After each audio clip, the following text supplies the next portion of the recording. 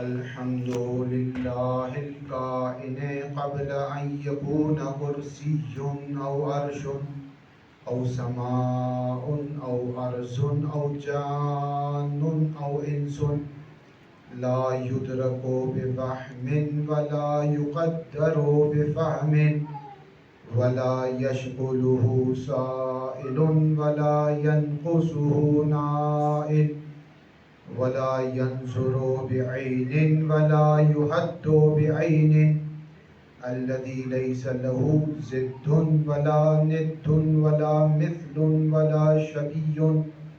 ثم الصلاة والسلام على سيدنا ونبينا ومولانا أبي القاسم المصطفى محمد اللهم صل على محمد وعلى آله الطيبين الطاهرين المعصومين المظلومين، لا سيما ابن زهراء بقية الله في الأرضين، ولعنة الله على أعدائهم أجمعين من الآن إلى قيام يوم الدين. أما بعد، فقد قال الله تبارك وتعالى في كتابه المجيد: بسم الله الرحمن الرحيم: ويعلمون ظاهرا من الحياة الدنيا وهم عن الآخرة هم غافلون. صلوا اللهم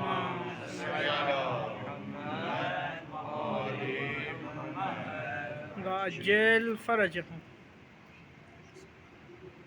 مجلس عزا کے در کھلتے ہی ہدایت کے دروازے بھی کھل چکے ہیں،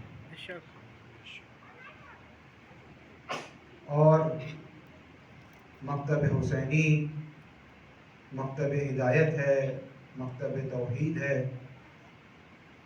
اگرچہ یہ جو پیغمبر نے فرمایا ان الحسین مصباح الہدی و سفینۃ النجات، یہ نجات کی کشتی ایسا نہیں ہے کہ فقط اسی مہینے میں ہے، اور ایسا ہرگز نہیں ہے کہ چراغ ہدایت فقط اسی مہینے میں ہے۔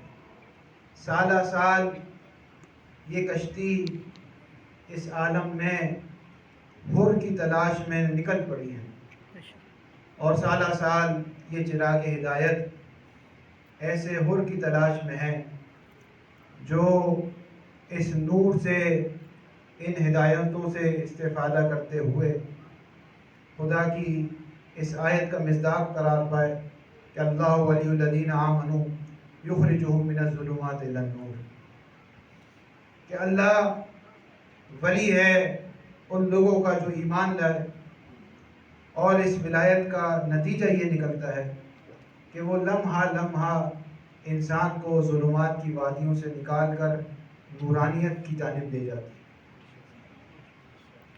اس کے لیے یہ جو در مجلس کھل چکا ہے، یہ جو مکتب حسینی اور عزا خانے سج چکے ہیں، علم مبارک بلند ہو چکے ہیں، یہ ایک بہار ہے ہدایت کے لیے، ورنہ سالہ سال ہدایت ہے۔ لیکن ان سالہ سال میں جو مہینہ بہار کا، جہاں ہدایت اپنے عروج اور کمال پر ہے، وہ یہ مہینہ ہے۔ اسی لیے آپ سنتے ہیں یہاں پر قوم میں بزرگان سے اور رفا سے، وہ یہ کہتے ہیں کہ جس شدت سے ہم شب قدر کا انتظار کرتے ہیں، اسی شدت سے ہم شب عاشور کا انتظار کرتے ہیں۔ جس طرح وہ رات کئی سالوں سے افضل، ہزار مہینوں سے افضل، اور انسان کو اتنے کمال پر لے جانے کی صلاحیت رکھتی ہے، اسی طرح یہ مہینہ بھی اور اس میں آنے والی راتیں بھی انسان کو ہدایت کی جانب اور کمال کی طرف لے جانے کی صلاحیت رکھتی ہے۔ اسی وجہ سے آپ پڑھتے ہیں، سنتے ہیں، معرفت شناسی کی بحث میں بھی یہ موضوع آتا ہے، فلسفے میں بھی یہ موضوع آتا ہے، مطرح ہوتا ہے کہ معروف اور معرفت میں سنخیت ہوتی ہے۔ جی ساتھ ہیں انشاءاللہ۔ معروف اور معرفت میں مطابقت پائی جاتی ہے۔ معروف کو اگر حاصل کرنا ہے، جاننا ہے، تو اس مکان کی معرفت بھی ہونا ضروری ہے، ورنہ وہ معروف کبھی بھی انسان کے لیے جانا ہوا نہیں ہو سکتا۔ مثال کے طور پر اس لباس کا رنگ کیا ہے، یہ میں جاننا چاہتا ہوں کہ یہ جو لباس ہے، یا آپ نے جو لباس پہنا ہے، اس کا رنگ کیا ہے۔ یہ معروف کا تعلق حس سے ہے، اس کا تعلق انسان کے حواس سے تعلق رکھتا ہے، انسان کی حس سے یہ تعلق رکھتا ہے۔ جس کی آنکھیں سالم ہوئی وہ اس معروف کو حاصل کر لے گا، اس سے سمجھ میں آ جائے گا کہ یہ کالا رنگ ہے۔ اس کے لیے علم کا ہونا ضروری نہیں ہے، عالم ہو یا جاہل ہو دونوں کو سمجھ میں آ جائے گا کہ یہ کالا رنگ ہے۔ اس کے لیے بہت بڑا فلسفی ہونا، منطقی ہونا، عالم ہونا، حوزہ علمیہ میں وقت گزارنے کی ضرورت نہیں ہے، کیونکہ معرفت کا تعلق مقام حس سے ہے فقط۔ کیوں معرفت مقام حس کی چاہیے؟ کیونکہ معروف کا تعلق مقام حس سے ہے، تو اس کے لیے جو معرفت درکار ہے وہ بھی فقط حس کی ہے، حس سے آگے کی ضرورت ہی نہیں ہے۔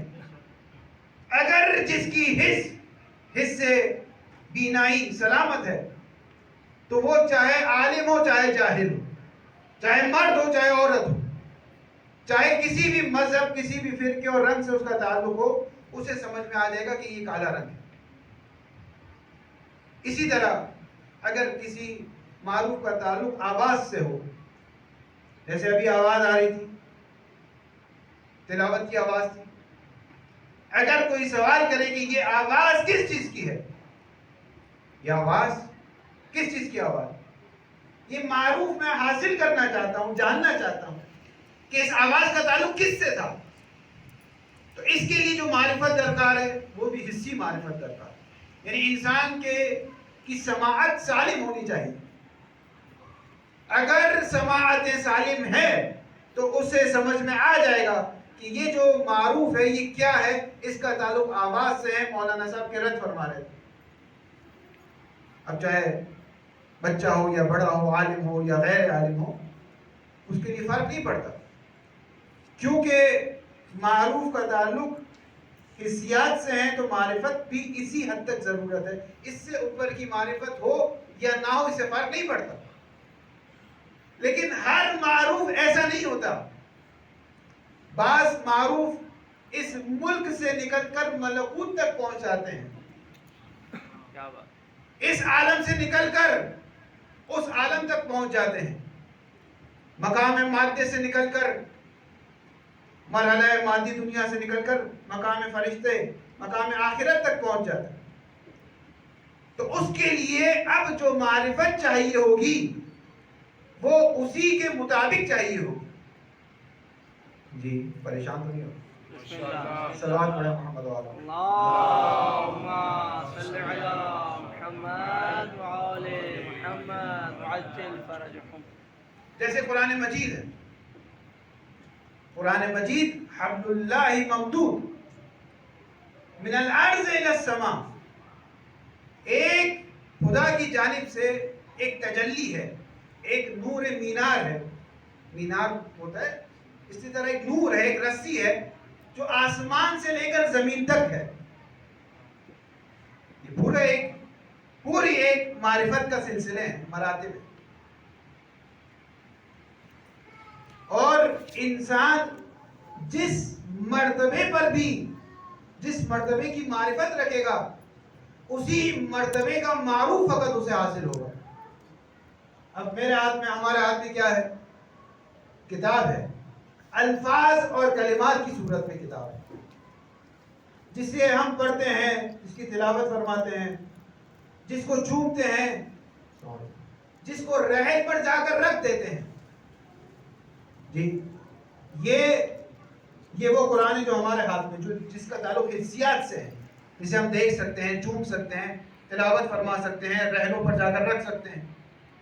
ایک یہ مقام ہے قرآن کا، اور اس کے اوپر آپ چلے رہیں، ایک نور ہے کہ خدا کی طرف سے تجلی ہے اس نور کی، اور تجافی نہیں ہے، تجلی ہے.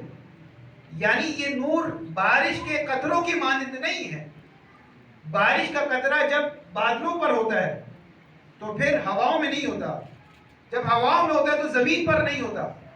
جیسے ہی ایک مقام سے نکلتا ہے تو ایک مقام میں خلا آ جاتا ہے، نیچے بھی خلا ہے. جب زمین پر پہنچ گیا تو اب آسمانوں میں نہیں ہے وہ.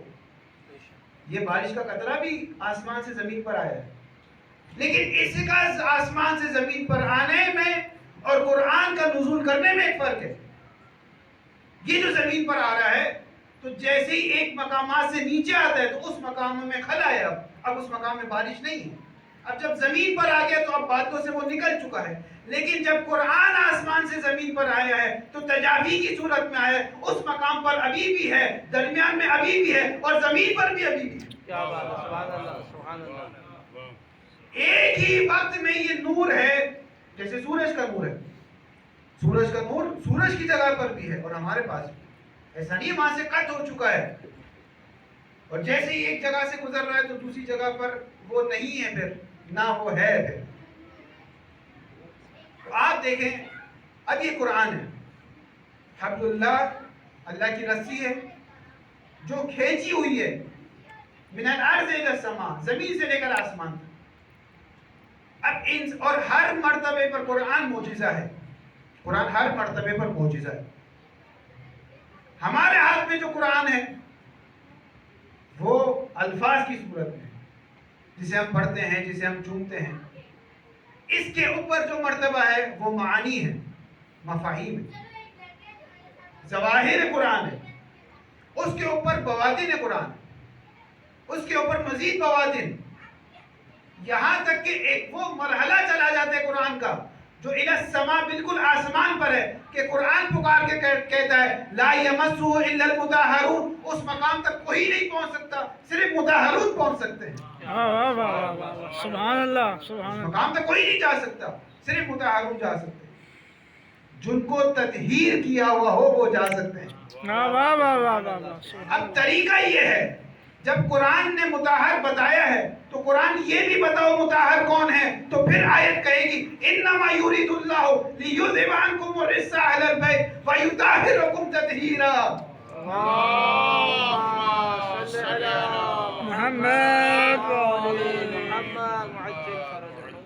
مقام طہارت پر وہ افراد، وہ اہل بیت فائز ہیں. اسی لیے اس مقام تک کسی اور کی رسائی نہیں ہے. لا یمسہ، کوئی اور اس مقام کو مس نہیں کر سکتا، الا المطہرون، مگر فقط وہ افراد جو مطہر. لیکن یہ قرآن ایک مینار نور کی طرح ہمارے ہاتھ میں بھی ہے، اس سے اوپر مرتبہ، اس سے زیادہ اوپر مرتبہ، اور ہر مرتبے پر موجود. یہی وجہ ہے کہ آپ دیکھتے ہیں کہ ایک شخص آتا ہے ختمی مرتبہ حضرت محمد مصطفیٰ صلی اللہ اللهم صل على محمد وعلى محمد وعجل فرجهم. پیغمبر مسجد میں تشریف فرماتے، وہ آتا ہے اور کہتے ہیں یا رسول اللہ، میں چاہتا ہوں قرآن کی تفسیر، قرآن کی تعلیمات آپ مجھے دیں. پیغمبر اصحاب کی طرف اشارہ کر کے کہتے ہیں کہ جائیے. وہ اصحاب موجود تھے، اسی کام کے لیے موجود تھے کہ جو نیا شخص آئے، کیونکہ اسلام پھیل رہا تھا، نئے افراد آ رہے تھے، وہ قرآن سنتے تھے، چاہتے تھے کہ اس کی مزید دقتوں میں، اس کی مزید تہ میں، بواطن میں جائیں. تو ایک گروہ رکھا تھا پیغمبر نے مدینے میں. یہ شخص آیا اس اصحاب کے گروہ کے پاس اور کہا کہ مجھے پیغمبر نے بھیجا ہے کہ آپ سے قرآن سیکھوں. آپ تفسیر عربی تو جانتے تھے، وہ یہ تو ہمارا مسئلہ ہے، پہلے ہمیں عربی جاننی پڑتی. عربی تو جانتے تھے وہ، لیکن تفاسیر، اس کے بواطن، اس کی دقتیں، وہ سب کے لیے ضروری تھا کہ وہ حاصل کرتے. اتفاق سے ان اصحاب نے جو آیت شروع کی، جو سورہ شروع کی، وہ سورہ زلزال تھی. آپ جانتے ہیں مختصر سورہ ہے، 8 آیتیں ہیں اس میں. حافظ صاحب موجود ہیں یہاں پر. تو آخری کی جب وہ دو آیتوں میں پہنچا، فَمَن يَعْمَلْ مِثْقَالَ ذَرَّةٍ شَرًّا خَيْرًا يَرَهُ، کہ جس نے مسقال برابر بھی، مسقال مسکال برابر بھی خیر کیا اس خیر کو دیکھے گا. یرا یراہو وہ کی ضمیر اس خیر کی طرف جائے, اس خیر کو دیکھے گا. یہ نہیں کہا کہ اس خیر کے ثواب کو دیکھے گا, نہ خود خیر کو دیکھے گا. کیا بات ہے, سبحان اللہ, سبحان خیر کے اللہ. نتیجے کو نہیں دیکھے گا, خیر کا نتیجہ نہیں, خود وہ خیر دیکھے گا. جو خیر انجام دیے اسی خیر کو دیکھے گا. کیا بات ہے. اب یہ جو شخص آئے تھے یہ رک گیا, کہا رک جاؤ رک جاؤ. کہا کیا ہوا؟ کہا مسکال, مسکال برابر بھی. کہاں قرآن میں تو یہ لکھا ہے مسکال برابر. حیران ہو گیا, سوچ میں پڑ گیا. کہا اچھا آگے پڑھو. وہ اصحاب اس کے بعد دوسری آیتوں کی طرف چلے گا, اس کے بعد والی آخری آیت وَمَن يَعْمَلْ مِثْقَالَ ذَرَّةٍ شَرًّا يَرَهُ, جو ذرہ برابر بھی شر کرے گا اس عالم میں وہ اس شر کو دیکھے گا. یہ پھر رک گیا, کہا مسکال ذرہ برابر. ہاں قرآن میں تو یہ لکھا ہے ذرہ برابر. پھر سوچ میں پڑ گیا. پھر وہ کہنے لگے اصحاب آؤ ہم اس کے بعد دوسری سورہ کی طرف چلتے ہیں, دوسری سورتوں کی طرف چلتے ہیں. کہتے ہیں نہیں نہیں بس کافی ہے میرے لیے, بس کافی ہو گیا, میں سمجھ گیا. یہ کہہ کر کھڑا ہوا اور چلا گیا, مسجد سے باہر نکل گیا. اب یہ جو اصحاب بیٹھے ہوئے تھے یہ حیران ہو گئے. آیا چند آیتیں اس نے سنی ہیں, آیا تو اتنی حوصلے سے تھا. بعض اللہ ہوتے نا حوصلے میں آتے ہیں ہم یہاں تک جائیں گے اور یہ کریں گے, اور چند سالوں میں وہ معلوم ہی نہیں ہے کس انگیزے سے آئے تھے. وہ بھی حیران ہوئے. یہ آیا تو ایسا تھا جیسے پوری قرآن کی تفسیر یاد کر کے جائے گا, اور چند آیتوں میں کہہ رہے بس میں سمجھ گیا. یہ اٹھ کے گئے پیغمبر کے پاس اور پیغمبر کو جا کے شکایت کی اس کی. اور دیکھیں یہ تو ایک نامردوں والی باتیں ہیں کہ چھوٹی چھوٹی چیزوں میں شکایت کرنے پہنچ جاتے ہیں. کیا بات ہے, کیا بات ہے, سبحان اللہ, کیا بات ہے بھائی, کیا بات ہے, سبحان اللہ. اور کوئی یہ کہہ سکتا ہے کہ مردانگی تھی کب ان میں؟ کیا بات ہے, کیا بات ہے. بہرحال وہ گئے اور انہوں نے شکایت کی, یا رسول اللہ آپ نے جو بندہ بھیجا تھا وہ بہت کم حوصلہ بندہ تھا, اس میں حوصلہ نہیں تھا. پیغمبر نے فرمایا کیا ہو؟ انہوں نے پوری تفصیل بتائی. پیغمبر نے رخ کیا تو وہ جا رہا تھا, کہا رجعن فقیہا, رجع فقیہا, وہ فقیہ بن کر جا رہا ہے. کیا بات ہے, سبحان اللہ, سبحان اللہ. وہ جو افراد بیٹھے تھے اس میں کسی کو نہیں کہا پیغمبر نے فقیہ ہے. ان کا معروف کم تھا کیونکہ ان کی معرفت کم تھی. یہ شخص آیا ہے, چند آیتوں کی تلاوت سنی ہے اس نے, اس کی معرفت بڑھ گئی تو اس کا معروف بھی بڑھ گیا, یہ وہاں تک چلا گیا جہاں تک یہ نہ جا سکے. کیا بات ہے, سبحان اللہ, سبحان اللہ. اسی لیے قاعدہ ہے فلسفے کا بھی اور معرفت شناسی کا بھی کہ جس قدر آپ کی معرفت ہوگی اسی کے درجے کا معروف حاصل ہوگا, اسی کے درجے کا معروف حاصل ہوگا. یہ نہیں ہو سکتا ایک شخص عقل نہ رکھتا ہو اور اس کے معروف عقل والے معروف اس کو حاصل ہو جائے, یہ نہیں ہو سکتا. اسی طرح قرآن جو تمام مراتب میں ہر مرتبہ قرآن میں انسان جس مرتبے تک پہنچے گا اس مرتبے کا معروف اسے حاصل ہو جائے گا. اور یہاں سے مفسرین کی قیمت سمجھ میں آتی ہے کہ وہ مفسر جو معرفت کے لحاظ سے زیادہ ہوگا اس کا معروف بھی بلند ہوگا. کیا بات ہے, سبحان اللہ. اب آپ نے دیکھا اچھا یہ قرآن میں یہ بات آئی ہے, خود قرآن و اہل بیت جو کتاب ہے اگر جوادی عامری صاحب کی اس میں انہوں نے یہ کہا ہے کہ قرآن جہاں بھی ذالکہ کہتا ہے اس سے مراد وہ مرتبہ ہوتا ہے, اور جب بھی حاذا کہتا ہے اس سے مراد یہ مرتبہ ہوتا ہے. قرآن ایک مینار نور کی طرح ایک حقیقت ہے جو عالم بالا سے آئی ہے عالم پائین تک, آسمانوں سے ایک حقیقت آ رہی ہے زمین تک. اور اب جب قرآن زمینی حقائق کی طرف اشارہ کرتا ہے تو کہتے ہیں حاذا, اور جب اس آسمانی حقائق کی طرف اشارہ کرتا ہے تو کہتے ہیں ذالک الکتاب لا ریب فیہ ھدی للمتقین. اور ہر حقیقت میں ہر مرتبے پر قرآن معجزہ ہے, ہر مرتبے پر.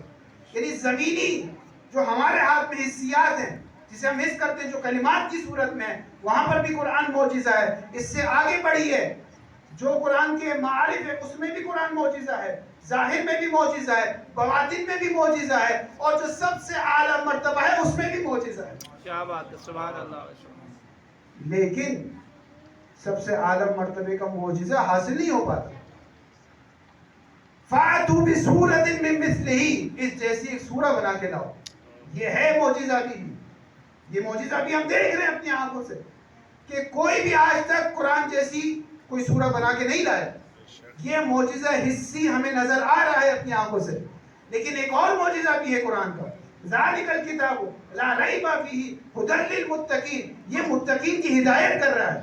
کیا بات ہے، سبحان درود اللہ. پڑھ دیجیے محمد والا. اللهم صل على محمد وآل محمد. اس مرتبہ قرآن کا وہ جو مرتبہ ہے اس میں بھی وہ معجزہ ہے جس میں آپ کہتے ہیں کہ قرآن ہر درد کا مداوا ہے،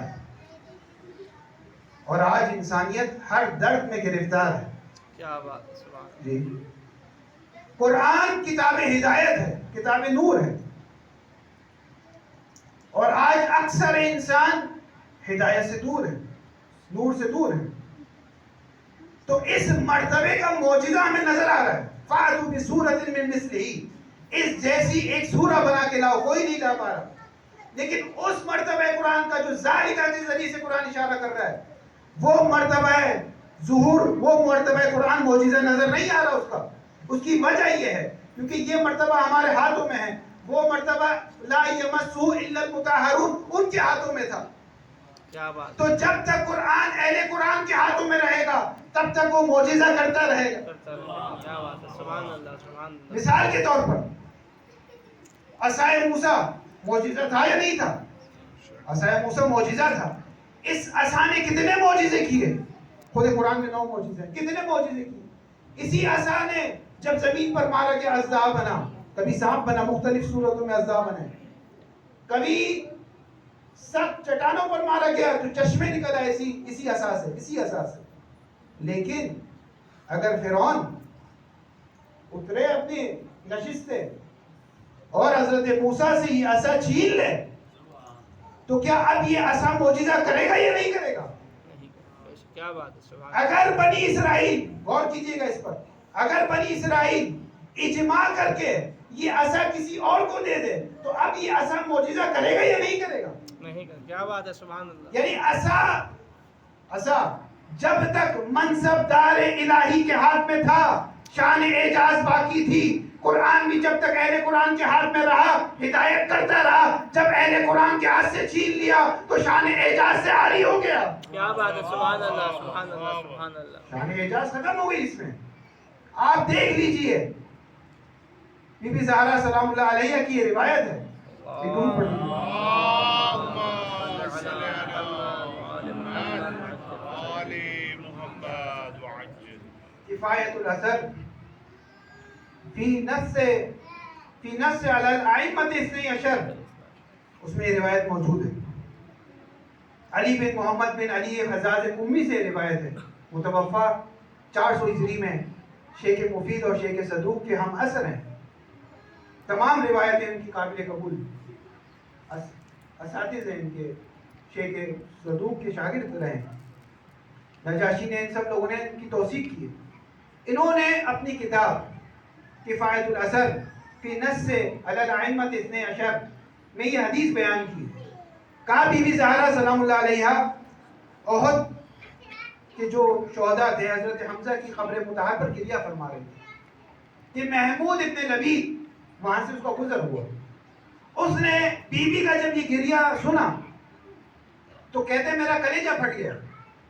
میں بی بی کے پاس گیا، کہا آپ دختر رسول ہیں، آپ یہ ہیں، آپ محدثہ ہیں، آپ بطول ہیں، آپ زہرا ہیں، آپ حور العین ہیں، تمام صفات. کہا آپ کیوں ہر معرکے میں میدان میں آ رہی ہیں؟ علی کہاں ہیں؟ کیا بات ہے. ہر جگہ ہم آپ کو دیکھ رہے ہیں، علی کہاں ہیں؟ علی کیوں کر رہے ہیں؟ تو اس وقت بی بی نے یہ جملہ ارشاد فرمایا تھا. یہ حدیث ہے، مثل العلی مثل الکعبہ اذ تعطی ولا تعطی. علی کی مثال کعبے کی مثال ہے. کعبے کی طرف خود جایا جاتا ہے، کعبہ کسی کی سمت نہیں آتا. سبحان اللہ، سبحان اللہ. کیا بات ہے. کعبہ کسی کی سمت نہیں آتا. تم مجھ سے یہ نہ پوچھو کہ میں کیوں علی کے لیے نکل رہی ہوں، تم اپنا بتاؤ تم علی کے لیے کیوں خاموش ہو. کیا بات ہے، سبحان اللہ، سبحان اللہ. تم کیا کعبے کی سمت نہیں جاتے ہو؟ کیا اس وقت یہ سوال کرتے ہو کیوں کعبہ ہمارے گھر پر نہیں آتا؟ یا نہ کعبے کی سمت جاتے ہو؟ جب کعبے کی سمت جاتے ہو اور وہاں کوئی سوال نہیں کرتے تو یہاں علی کی اور ولایت کی سمت کیوں نہیں جاتے؟ کیا بات ہے، سبحان اللہ. یہاں تمہارے ذہنوں میں کیوں سوال آ رہا ہے؟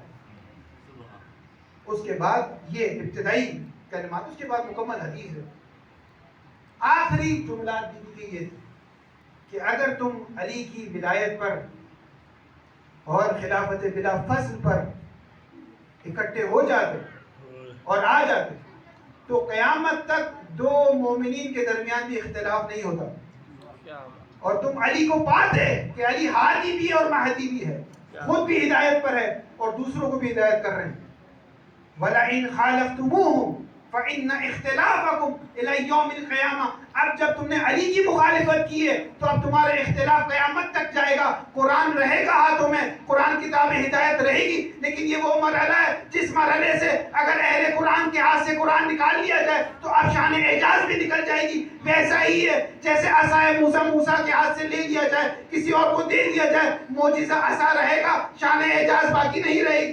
کیا بات ہے، سبحان اللہ، سبحان اللہ. ایسا رہے گا، شان اعجاز باقی نہیں رہے گی. اسی طرح قرآن وہ مرتبہ نورانیت ہے، وہ تجلی ہے اور تجافی نہیں ہے، جو آسمان سے لے کر زمین تک. اسی لیے آپ دیکھیں روایت میں ہما حبل اللہ الممدود، ہما کی ضمیر اہل بیت اور قرآن کی طرف ہے. یہ دونوں اللہ کی رسیاں ہیں. تو اللہ کی دو رسی ہے یا ایک رسی ہے؟ جی اللہ کی دو رسی ہے یا ایک رسی ہے؟ ایک حقیقت ہے یا دو حقیقت ہے؟ ایک ہی رسی ہے. ہما حبل اللہ، وہ ایک رسی قرآن بھی ہے اور اہل بیت بھی ہے. کیا بات. وہ ایک ہی رسی ہے. اگر کوئی شخص کہتا ہے میں قرآن سے متمسک ہو چکا ہوں لیکن اہل بیت کی مجھے ضرورت نہیں ہے، تو یقین جان لیجئے اس کا قرآن سے دور دور تک کوئی تعلق نہیں ہے. اور اگر کوئی کہتے ہے میں اہل بیت کا دامن میں نے پکڑ لیا، مجھے قرآن کی ضرورت نہیں ہے، تو یقین جانیے انہوں نے اہل بیت کا دامن نہیں تھاما. کیا بات ہے، سبحان اللہ. کہ یہ ایک رسی ہے. یہ دونوں ایک دوسرے سے جدا نہیں ہو سکتے، کیونکہ ایک رسی اپنے آپ سے جدا نہیں ہو سکتی. درود پڑھ دیجئے محمد والے محمد. اللہم صلی علی محمد وعلی محمد. تو یہ ایک نور ہے. اسی لیے جس مرتبے کا معروف حاصل کرنا چاہتے ہیں تو ضروری ہے معرفت بھی اسی مرتبے کی ہو انسان کے پاس.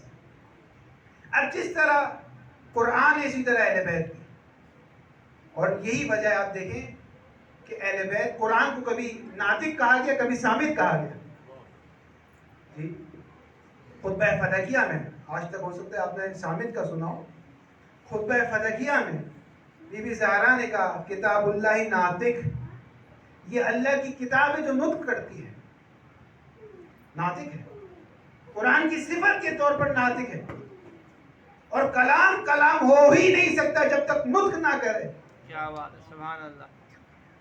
اور پھر نہج البلاغہ میں مولا نے فرمایا فیہ آمر و زاجر و صامت و ناطق. یہ قرآن حکم بھی دیتا ہے، امر بھی کرتا ہے، زجر بھی کرتا ہے، روکتا بھی ہے. یہ ناطق بھی ہے اور یہ صامت بھی ہے. تو کب یہ ناطق ہوتا ہے اور کب یہ صامت ہوتا ہے؟ کب قرآن نطق کرتا ہے اور کب قرآن صامت ہو جاتا ہے؟ جب اہل بیت کے ساتھ ہوتا ہے تو ناطق ہوتا ہے، اہل بیت سے جدا کر دے تو صامت بن جاتا ہے. کیا بات ہے، کیا بات ہے، سبحان اللہ، سبحان اللہ. کیونکہ اس مقام پر لا یمسہ الا المطہرون، کوئی اور نہیں جا سکتا. اسی لیے تفسیر تسنیم میں ایک بحث ہے محذوف، معطوف علی المحذوف کے نام سے. اب میں اس میں وارد نہیں ہوتا لیکن صرف اشارتاً کہ قرآن میں بعض معطوفات ایسے ہیں، عطف ہو رہا ہے لیکن معطوف ہے، معطوف علیہ نہیں ہے. جس پر عطف ہو رہا ہے وہ نہیں ہے قرآن میں. معطوف موجود ہے، واو موجود ہے، لیکن معطوف علیہ کہاں ہے؟ کس پر عطف ہوا ہے؟ معطوف علیہ کہاں ہے؟ کس پر عطف ہوا ہے؟ نہیں ہے، موجود نہیں ہے. تو آگے نے بحث کی پوری کہ کیوں موجود نہیں قرآن؟ کہا ہر بات تو نامحرموں کو نہیں بتائی جاتی، ہر چیز کا ذکر نامحرموں سے نہیں کیا جاتا. تو کہا محرم کون ہے؟ کہا وہی محرم لا یمسہ الا المطہرون. جب تک ان سے متمسک نہیں ہو جاؤ گے دنیا کی جتنی بھی تفاسیر پڑھنی ہے پڑھ لیجئے، جب تک اس مرحلے پر نہیں جائیں گے، اس مرحلے کی معرفت نہیں ہوگی تو معروف بھی حاصل نہیں ہوگا. کیا بات ہے، سبحان اللہ. چاہے جو تفسیر پڑھنی ہے آپ پڑھ لیں، جب تک اہل بیت سے متمسک نہیں ہوں گے اس مرحلے کی معرفت حاصل نہیں ہوگی. درود پڑھ دیجئے محمد و آل اللہم صل علی محمد وآل محمد.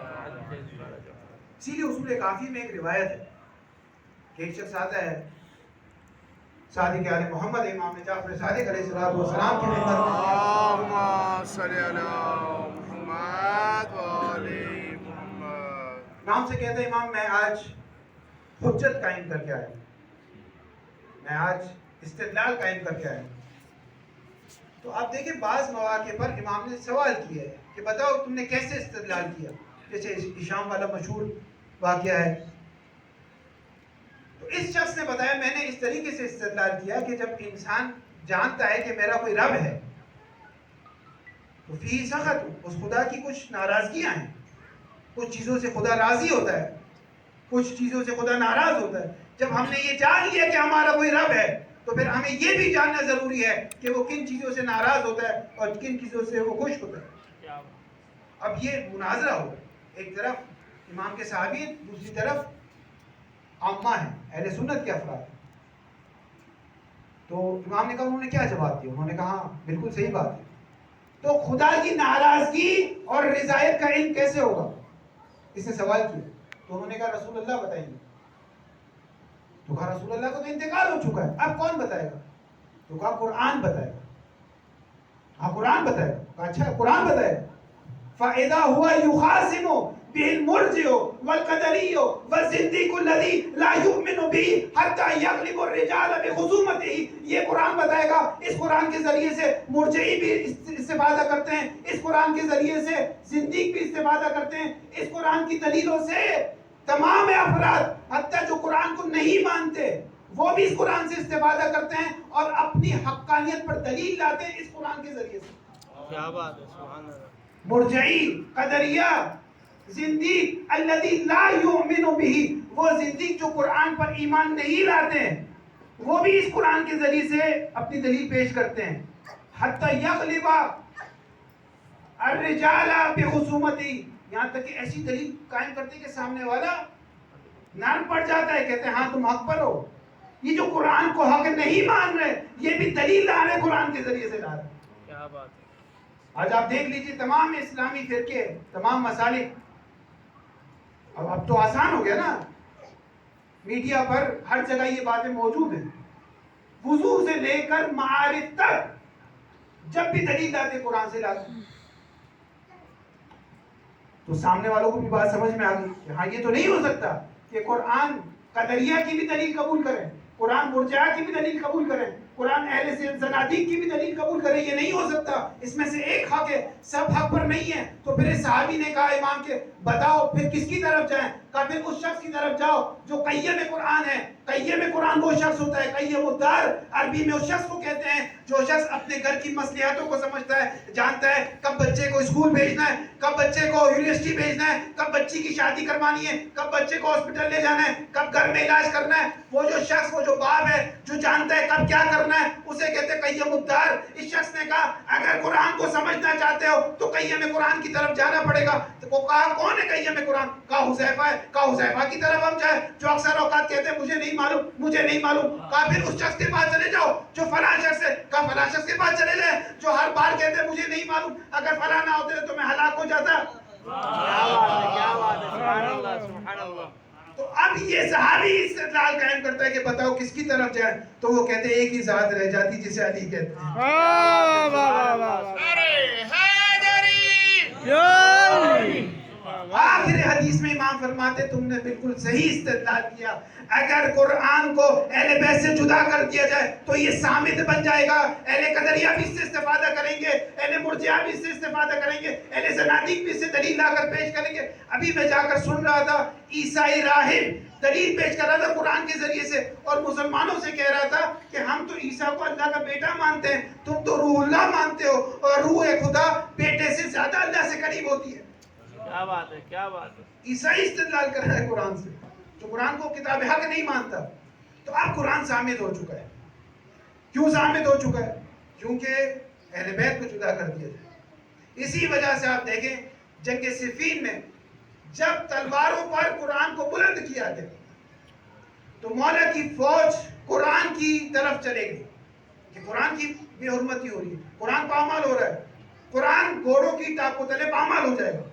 صرف ایک مالک اشتر تھے جو مولا کے خیمے میں کھڑے رہے۔ کسی نے کہا مالک تم نہیں جا رہے قرآن کی حفاظت کے لیے؟ کہا وہ قرآن صامت ہے، میرے سامنے قرآن ناطق بیٹھا ہوا ہے۔ کیا بات ہے، سبحان اللہ، سبحان اللہ۔ یہ بتائیں گے کہ وہ قرآن کیا کہنا چاہتا ہے؟ تو مولا نے فرمایا، وہ جو انہوں نے استدلال قائم کیا تھا کہ کوئی حکم نہیں ہوگا، لا حکم الا اللہ، اللہ کے علاوہ کوئی حاکم نہیں ہوگا، تو امام نے استدلال قائم کیا، الکلمۃ الحق ویراد بہ الباطل، کہ جو بات کر رہے ہیں وہ حق ہے۔ قرآن کو اگر حسیات میں دیکھیں تو یہی کلمات ہیں جو قرآن کے، لیکن اگر اس سے اوپر والی معرفت میں دیکھیں تو قرآن یہ نہیں کہنا چاہ رہا جو یہ کہنا چاہ رہے ہیں۔ الفاظ قرآن کے ہیں لیکن معانی قرآن کے نہیں ہیں۔ الفاظ قرآن کے ہیں لیکن حقیقت میں جو قرآن کہنا چاہ رہا ہے وہ یہ کلمات نہیں ہیں۔ قرآن یہ نہیں کہنا چاہ رہا۔ یہ کون بتائے گا؟ یہ کون بتائے گا کہ اہل زنادق حق پر ہیں، مرجعہ حق پر ہیں، قدریہ حق پر ہیں، معتزلہ حق پر ہیں، اشاعرہ حق پر ہیں، امامیہ حق پر ہیں، عدلیہ حق پر ہیں؟ کون بتائے گا؟ قرآن کا کام تھا ذالک الکتاب، یہاں پہ ذالکہ کا اشارہ ہے، ذالک الکتاب لا ریب فیہ ھدی للمتقین، یہ متقین کے لیے ہدایت کرے گی اس صورت میں کہ لا یمسہ الا المطہرون، تم بھی مطہرون کا دامن نہ چھوڑنا۔ جب تک انسان اہل بیت کے ساتھ متمسک رہے گا تو قرآن کو سمجھے گا، قرآن کے ساتھ متمسک رہے گا اہل بیت کو سمجھے گا۔ قضیہ دو طرف ہے نہیں ہے، کیونکہ ایک رسی ہے، ایک رسی ہے، دو رسی نہیں۔ درود پڑھ دیجئے محمد والے۔ اللہم صلی علی محمد وآل محمد۔ اسی طرح جس طرح قرآن میں تشکیل ہے مراتب کے لحاظ سے، مفاہیم کے لحاظ سے، معرفت کے لحاظ سے، اسی طرح خود اہل بیت اطہار میں ان کے ذکر میں بھی تشکیل ہے کہ ایک شخص، یہ مجالس کے دروازے کھل چکے ہیں، بہار ہدایت ہے کہ وہ ایک شخص اہل بیت کو کس مقام پر دیکھتا ہے، کس معرفت کے ساتھ اس مجالس میں شرکت کرتا ہے کہ اس کی معرفت اسے حاصل ہو۔ جو معرفت کے ساتھ شرکت کرے گا اسی درجے کا معروف اسے حاصل ہوگا۔ یہ بہت ہی بلند اور بالا مرتبے تک جا سکتا ہے۔ جیسے روایت میں ہے کہ ما من قوم یذکرون فضائل محمد وآل محمد الا حبطت الملائکۃ، کوئی ایسی قوم نہیں ہے جو آپس میں مل کر محمد اور ان کی آل کی فضیلتیں بیان کریں، مجالس برپا کریں، محافل برپا کریں، الا حبطت الملائکۃ، یہاں تک کہ آسمان سے ملائکہ نیچے آ جاتے ہیں کیا بات ہے۔ اور ان مجالس میں شرکت کرتے ہیں، ان محافل میں شرکت کرتے ہیں، ان اذکار کو، ان فضیلتوں کو سن کر خوش ہوتے ہیں۔ کیا بات ہے، سبحان اللہ۔ حتی اذا تفرقوا، یہاں تک کہ عزادار اپنے اپنے گھروں کو چلے جاتے ہیں، مجالس ختم ہو جاتے ہیں، امام بارگاہوں کے دروازے بند کر دیے جاتے ہیں۔ عرجت الملائکۃ الی السماء، ملائکہ دیکھتے ہیں کہ سب ختم ہو گئے تو وہ بھی آسمان کی طرف چلے جاتے ہیں۔ جب آسمان کی سمت جاتے ہیں تو وہ ملائکہ جو ابھی آسمانوں میں تھے وہ جب انہیں آتا ہوا دیکھتے ہیں تو حیران ہو جاتے ہیں کہ تم کہاں سے آ رہے ہو، تم کون سی عبادت کر کے آ رہے ہو، تم کون سا نیا ذکر یاد کر کے آ رہے ہو، تم نے آج کون سی نئی تسبیح کی ہے، تو انہوں نے کہا کیوں کیا ہوا؟ قال نحن نشم منکم راحیۃ ما شممنا اطیب منها، ہم تم سے ایسی خوشبو سونگ رہے ہیں جو آج سے پہلے ہم نے نہیں سونگی تھی۔ کیا بات ہے، سبحان اللہ سبحان اللہ۔ تمہاری ذات میں، تمہارے وجود میں ایسا معطر ہو چکا ہے تمہارا وجود جو اس سے پہلے نہیں تھا۔ تم تھے تو کہاں تھے؟ وہ کہنے لگے کہ نحن عند قوم یذکرون فضل محمد و آل محمد، ہم کہیں اور نہیں تھے، ہم کوئی عبادت نہیں کر رہے تھے، ہم اس جگہ پر تھے جس جگہ محمد اور ان کی آل کی فضیلتیں بیان ہو رہی۔ کیا بات ہے، سبحان اللہ سبحان اللہ سبحان ہم اللہ۔ کہیں اور نہیں تھے، ہم نے کوئی اور کام نہیں کیا، ہم نے فقط ایک کام کیا ہے۔ کیا بات ہے، اس ایک کام کو حقیر نہ سمجھیے، کیا بات ہے، کیا بات ہے، سبحان اللہ۔ اس ایک کام کو معمولی نہ سمجھیے۔ اب وہ فرشتے جو ابھی تک سوال کر رہے تھے آسمانوں میں تھے، وہ کہتے ہیں اہبطوا بنا الیہم، ہمیں بھی ان کے پاس لے جاؤ، ہمیں بھی ان کے پاس لے جاؤ۔ تو وہ کہتے ہیں ہم تفرقوا، وہ تو اپنے گھروں کو چلے گئے، انہوں نے مجالس ختم کر دی، وہ اپنے گھروں کو چلے گئے، امام بارگاہ بند ہو گئے، مجالس ختم ہو گئی۔ تو کہنے لگے اہبطوا الی المکان الذی کانوا فیہ، ہمیں اس گھر میں، اس امام بارگاہ میں، اس حسینیہ میں، اس جگہ لے جاؤ جس جگہ یہ مجالس برپا کر رہے تھے۔ ہم اپنے بالوں پر کو، اپنے وجود کو ان دیواروں سے مس کریں گے جس جگہ یہ بیٹھے ہوئے تھے، سبحان اللہ سبحان اللہ سبحان جس اللہ۔ جگہ یہ بیٹھے ہوئے تھے، تاکہ ہمارے وجود میں بھی وہ خوشبو آ جائے جو تمہارے وجود میں ہم محسوس کر رہے ہیں۔ یہ ہے عزاداری سید الشہداء، یہ بھی مراتب رکھتی ہے۔ اس کا اعلیٰ مرتبہ یہ ہے کہ جو معصوم فرشتے ہیں، وہ فرشتے جنہوں نے آج تک کوئی خطا نہیں کی، ان کے وجود کو بھی اگر کوئی چیز معطر کرتی ہے تو یہ عزاداری سید الشہداء معطر کرتی ہے۔ اگر انسان کی معرفت وہاں تک چلے جائے تو وہ معروف حاصل کرے گا۔ اگر معرفت فقط مادی ہو کہ میں جا رہا ہوں کیونکہ میرا دوست مجلس پڑھ رہا ہے، میں جا رہا ہوں کیونکہ میرے رشتہ دار کی مجلس ہے، میں جا رہا ہوں تاکہ کچھ نیاز مل جائے، اگر معرفت کم رہے گی تو معروف بھی اس سے کم ملے گا۔ کیا بات ہے، سبحان اللہ، بہت خوب بہت خوب، سبحان اللہ۔ اس کی معرفت کے اوپر جس طرح قرآن ایک تشریحی طور پر فضیلت رکھتا ہے، اسی طرح ذکر اہل بیت بھی تشریحی طور پر فضیلت رکھتا ہے۔ کس معرفت کے لیے اس مجلس میں آیا جا رہا ہے، یہ عزاداری برپا کی جا رہی ہے کہ چونکہ ہر سال کرتے ہیں تو اس سال بھی ہم کریں گے۔ اور کوئی وجہ نہیں، اور کوئی وجہ نہیں، اس کی معرفت کم ہے۔ اسی لیے یہ ایک قطرہ آنسو کا من بکا و ابکا و تباکا، یہاں تک حدیث رک نہیں جاتی، اس کے آگے ایک جملہ ہے فی مصیبت الحسین، اگر مصیبت حسین میں یہ قطرہ گرے گا تو فلہ الجنہ، تو اس کے لیے جنت واجب ہو جائے گی۔ اگر کسی اور وجوہات کی بنا پر آنسو نکلتے رہے تو نکلتے رہے، وہ اس معروف تک نہیں آئیں گے تو وہ معرفت بھی حاصل نہیں ہوگی۔ درود پڑھ دیجئے محمد و آل محمد۔ اللہم صل علی محمد و آل محمد۔ اسی لیے انسان کی جب تک معرفت اگر وہ بلند نہیں کرے گا تو اس درجے کا جو معروف ہے وہ اسے حاصل نہیں ہوگی۔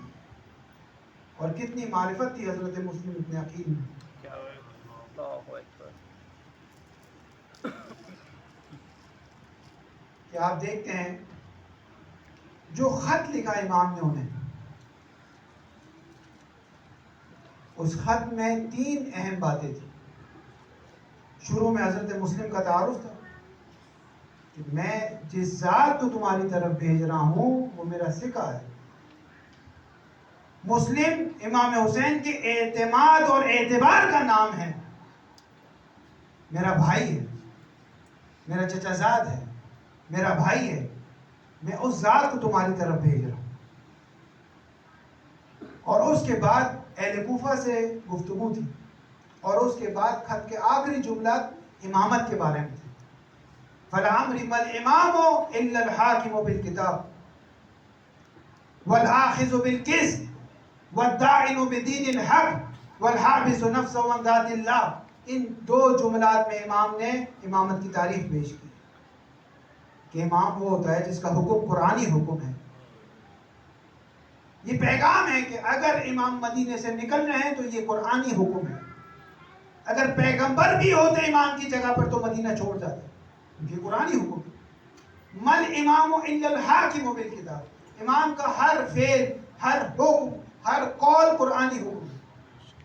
جو بھی قرآن پر عمل کرے گا وہ امام کے ساتھ مدینہ چھوڑ جائے گا.